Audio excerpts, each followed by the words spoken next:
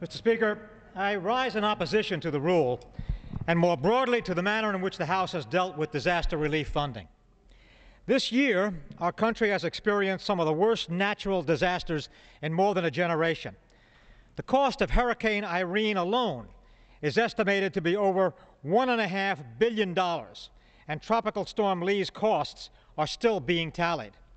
Yet despite these overwhelming needs, the disaster aid included in this bill is grossly inadequate and would not sufficiently help the millions of Americans who are recent victims of floods, hurricanes, tornadoes, and wildfires. My district took a 1-2 punch from Hurricane Irene and Tropical Storm Lee. In the southern tier of New York, we've just seen the second 500-year flood in 5 years, both in Broome and Tioga counties.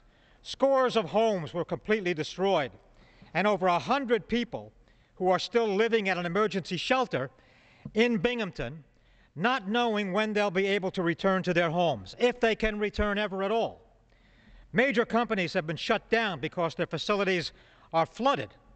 The total cost to rebuild the region will likely exceed $250 million. In the Hudson Valley, Hurricane Irene caused massive power outages and record flooding. In Ulster County, 60% of residents lost power. 7 bridges were destroyed. In fact, 2 of those bridges were just washed away and not found.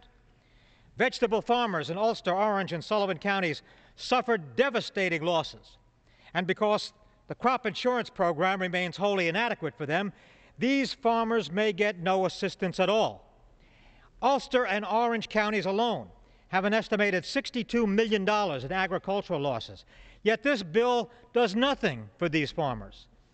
And just when some of these communities began building from Irene, a second round of flooding from Lee washed away much of their hard work.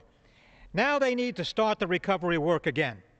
The Senate has already passed a $7 billion standalone disaster bill that funds the President's FEMA budget's request and provides additional emergency assistance for the Department of Agriculture and other agencies that are seeing their disaster funds dwindle.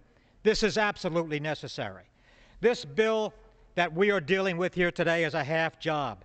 It's playing politics with the lives of people who are desperate and are begging us to set aside games and get this done.